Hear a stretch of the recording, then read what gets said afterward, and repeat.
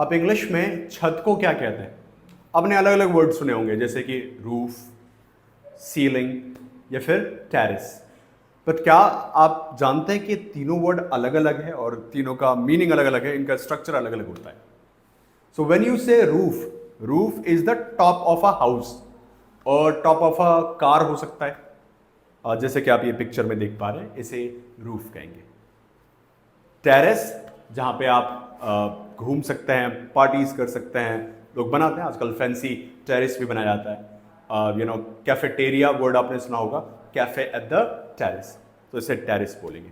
Ceiling कहते हैं इसको, जैसे मैं यहाँ से खड़ा होकर जो ऊपर देख रहा हूँ जिसमें सीलिंग फैन लगता है, उसे इंग्लिश में सीलिंग कहते हैं। आप ये पिक्चर के माध्यम से भी देख पा रहे होंगे। तो आई होप ये तीनों वर्ड के डिफरेंस आप समझ गए होंगे। फटाफट ट्रांसलेट करना आपको।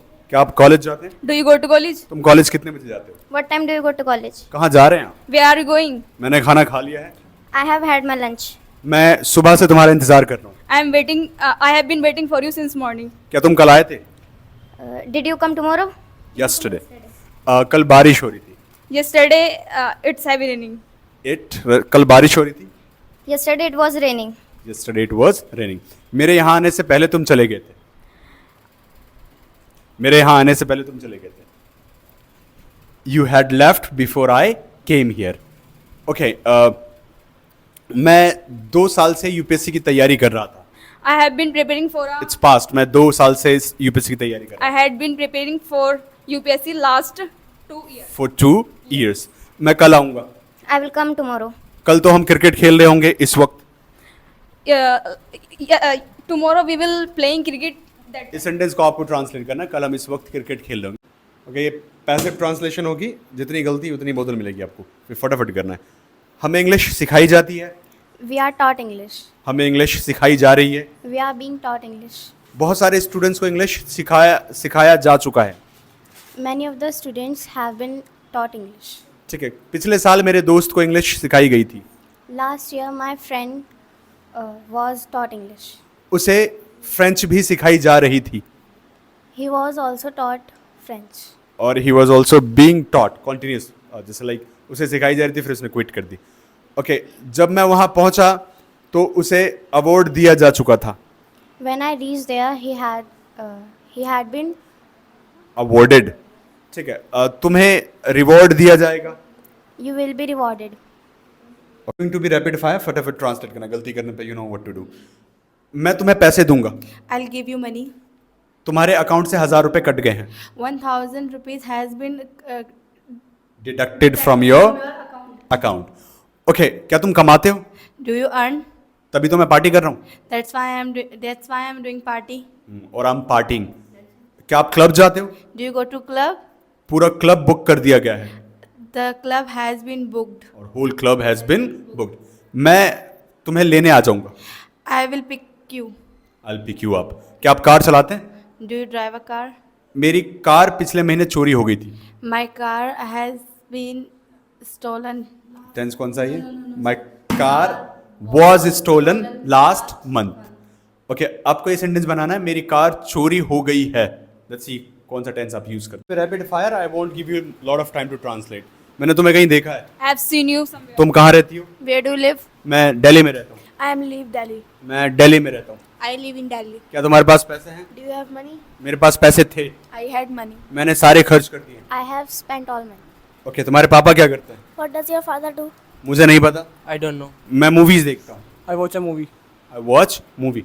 क्या तुमने 3 इडियट्स देखी है? Do you watch? क्या तुमने 3 इडियट्स देखी है? Have you seen 3 Idiots? Yes, have you seen 3 idiots? मैं मूवी देखा करता था। ये सेंटेंस आपको ट्रांसलेट करना है। लेट्स सी कितने लोग इसे कर। Okay, this is going to be rapid fire. उसे मार दिया गया है। He has been killed. क्या तुम उसे जानते हो? Do you know him? मैं उसे जानता था। I knew him. हम साथ में पढ़ते थे। We studied together. We Studied. Studied together. Okay, तुम कहाँ रहते हो? Where do you live? मैं यहाँ नहीं रहता। I am not live there. मैं यहाँ नहीं रहता। मैं यहाँ नहीं रहता। I don't live here. तुम कहाँ से आए हो? Where did you come from? आप क्यों पूछ रहे हैं? Why are you asking me? तुम होते कौन है पूछने वाले? Who are you? Who उससे the मैं- hell are you? Yeah, who the hell are you? तमीज से बात करो। Speak respectfully. Yes, oh mind your language.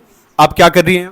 What are you doing here? क्यों पूछ रहे हो? Why are you asking? चाहते क्या हो? What do you want? मैं बस मिलना चाहता था। I wanted to meet you. I wanted to Meet you. meet you. Okay. मैं यहाँ नहीं रहता। I don't live here. तो तुम कहाँ रहते हो? Where do you live here? Where do you live? Where do you live? मैंने अपना घर बेच दिया है। I have. मैंने अपना घर बेच दिया है। आप इस अगर sentence को मुझे कहना translate- हो कि मुझे फर्क नहीं पड़ता कि तुम कहाँ जा रहे हो, हम में से ज्यादातर लोग इसे कहेंगे I don't care where you are going. क्यों ना आज हम एक अच्छी लाइन सीखें जिससे हम इस प्रकार की बातों को बोल सके और आपकी इंग्लिश थोड़ी एडवांस लगे। इसको आप ऐसे भी कह सकते हैं, I couldn't care less where you are going. मुझे फर्क नहीं पड़ता कि अगला प्रेसिडेंट अमेरिका का कौन होगा। I couldn't care less who is going to be the next president of America. तुम क्या खाओगे, क्या ऑर्डर करोगे मुझे फर्क नहीं पड़ता। I couldn't care less what you are going to eat, what you are going to order. कई बार आप इसको इनफॉर्मल इंग्लिश में ऐसे भी पाएंगे, I could care less. Grammatically इसको गलत माना जाता है, लेकिन बोलचाल की भाषा में आपको ये मिलेगा। तो आई couldn't care less and I could care less दोनों सेम तरीके से यूज किया जा सकता है। जैसे I could care less what you think about me. I hope ये डिफरेंस, ये वर्ड आप सीख पाए होंगे। और आप अगर आप खुशबू और बदबू के लिए सिर्फ स्मेल का यूज करते हैं तो आपकी इंग्लिश बहुत पुअर है। चलिए कुछ और वर्ड सीखते हैं खुशबू और बदबू के लिए, जिससे आपकी इंग्लिश इफेक्टिव बन सकती है। पहला वर्ड है फ्रेग्रेंस।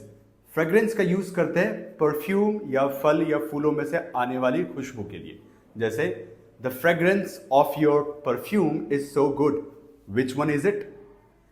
अरोमा का यूज करते हैं स्पेशली फूड या ड्रिंक्स के लिए। Okay, I am getting the aroma of biryani, I think someone is cooking biryani. I am getting the aroma of shahi paneer, I guess my neighbour is cooking shahi paneer. इसी प्रकार बदबू आने के लिए हम स्टिंक का यूज करते हैं। जैसे your feet stink so bad. कई बार लोगों को गर्मियों में खासतौर पर कईयों के साथ ये दिक्कत होती है।